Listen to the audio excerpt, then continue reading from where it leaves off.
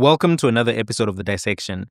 General Mkhwanazi is suing Paul O'Sullivan for 5 million rands.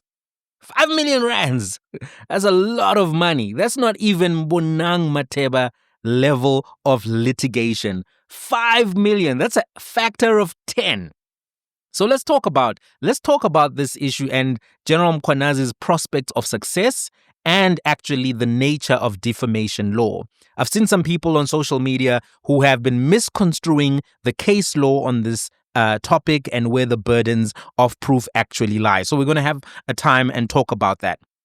So if you recall, there was a time when Mr. Paul O'Sullivan was vocal and prolific on mainstream media. He was calling people criminals, particularly General Mkhwanazi and the National Police Commissioner, Fadima Semola. He was spewing it.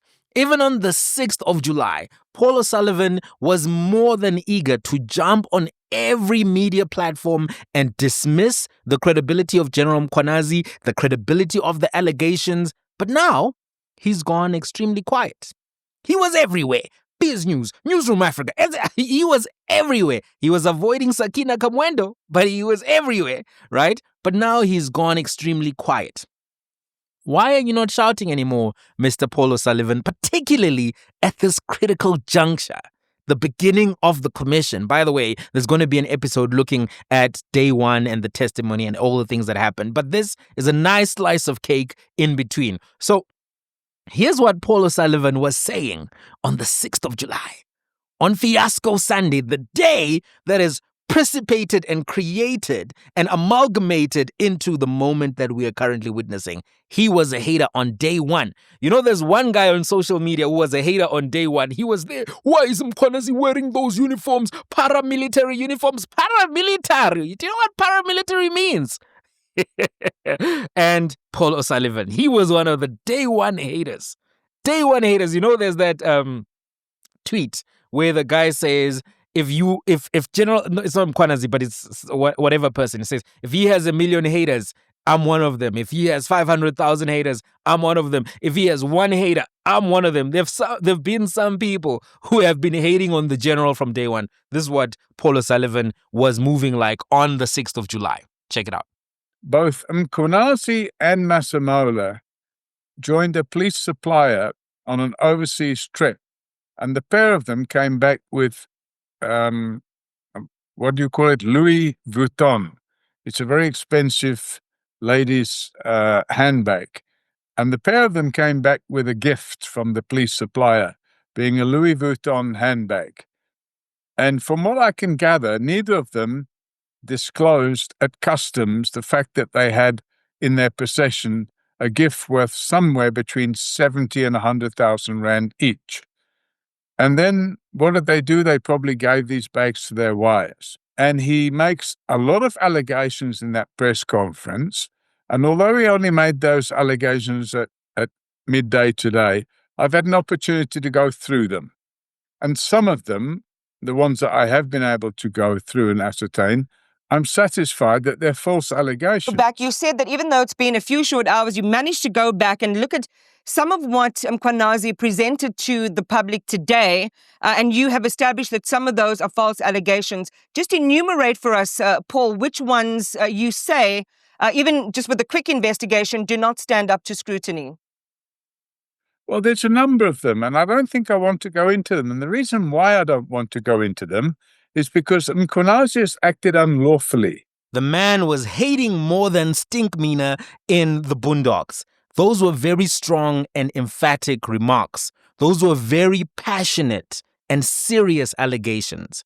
They were, however, not corroborated by evidence and even argument. It was just a narrative that was being repeated across various platforms, which is part of PR 101, you know, almost what you would hear if you repeat a lie often enough, some people will believe it to be true.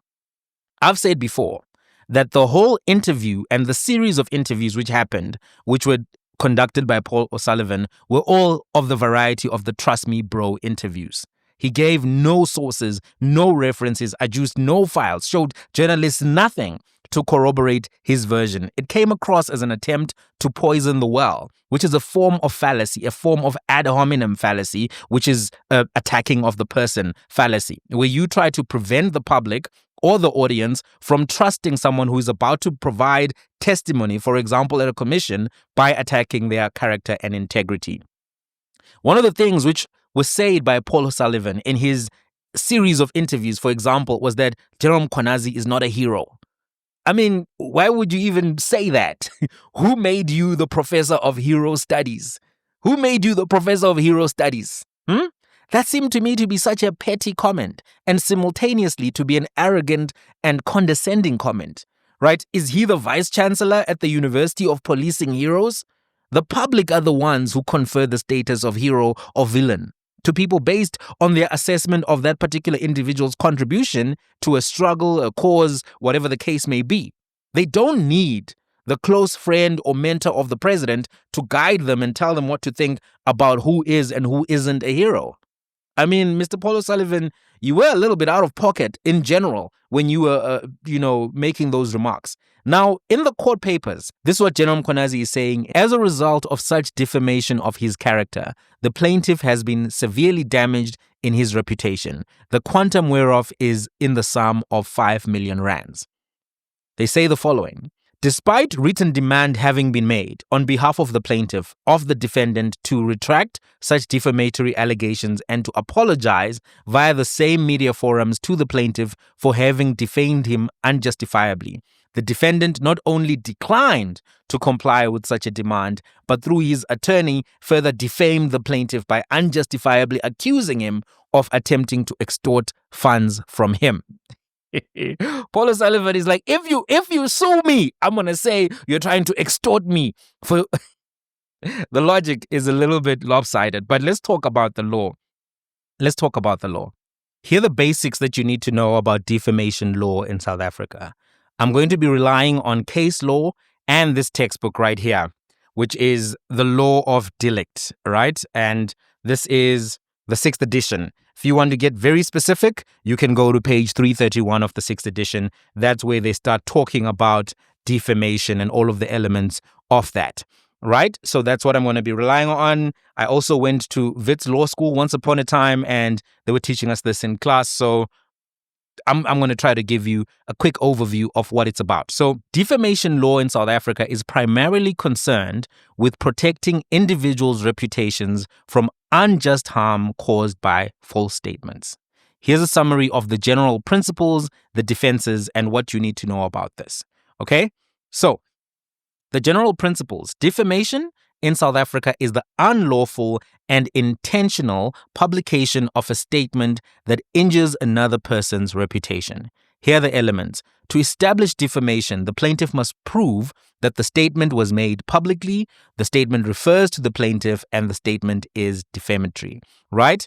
The plaintiff must also show injury to reputation, right?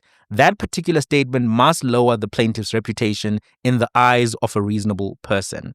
And the part of what needs to be shown is that the defendant must have intended to publish the statement, though not necessarily with the intent to defame. So those are the elements that you need to be able to prove. So it's now well established that once a court makes a finding that published statements are per se defamatory of an applicant, the presumption arises that those statements were both, 1, wrongful, and 2, published with the intention to injure, that they have what is known as animus injuriandi. Okay? There's some Latin there, which I probably mispronounced.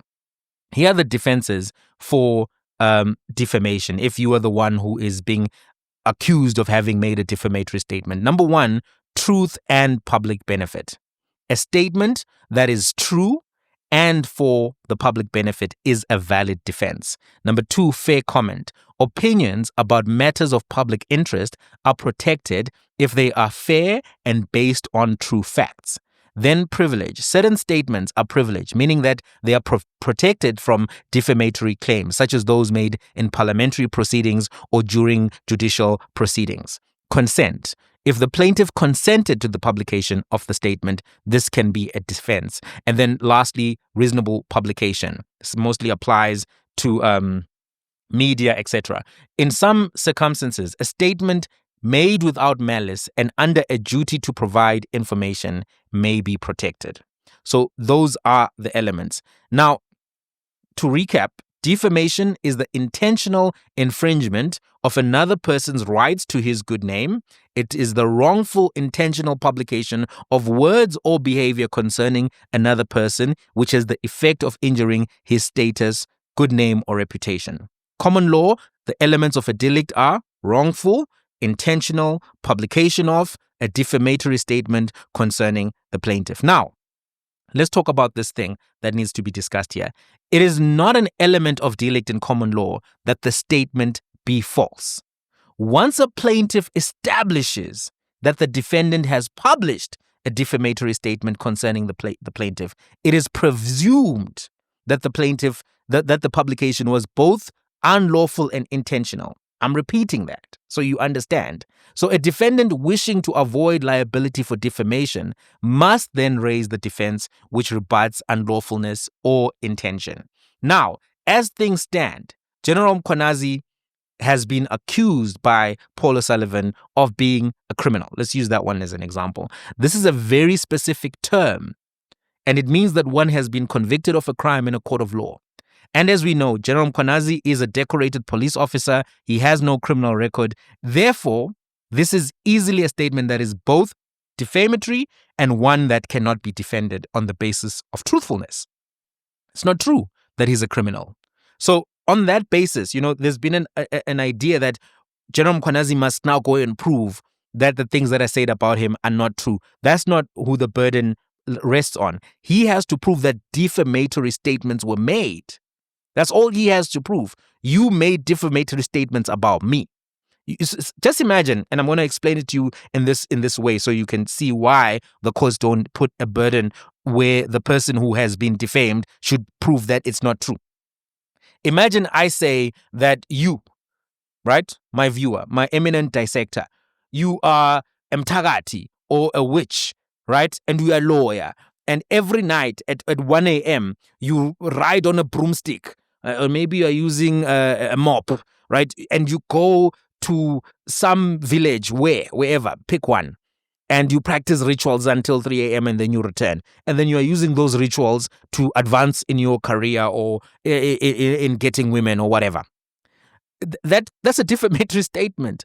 But now, how are you going to prove that it's not true? What are you going to do? You're going to now video record yourself, get Ring cameras, put them everywhere where you live so that you can prove that at 1 a.m. you're not flying out to on a broom or a mop. It's ridiculous. It's unreasonable. That's why the courts have said what they've said, right? So it's not on you to have that burden to prove that everything that is said about you, which is defamatory, is untrue. It's unreasonable. It would be quite costly for you to be running around all the time trying to adduce evidence to disprove something that somebody just made up in their head, potentially. So I think Paul O'Sullivan is going to lose this case. I think he's going to have to fork out that money. And if it goes to court, he's going to be the one who has to prove all of the things that he alleged. I don't think he's got the paperwork. We'll see. I could be wrong, but you're going to have to pay, Baba. A lot of people, these courts are going to see a lot happening here. Sibia was also running up and down to the courts, and the courts told him, Hamba, stay on suspension. And now he's suspended, right? Throughout these proceedings, not going to touch a docket. So that's just a quick update on this defamation case. What are your thoughts? I hope this episode helped you a little bit to understand the game of defamation, what the elements are. I'll catch you later when we do a review of day 1.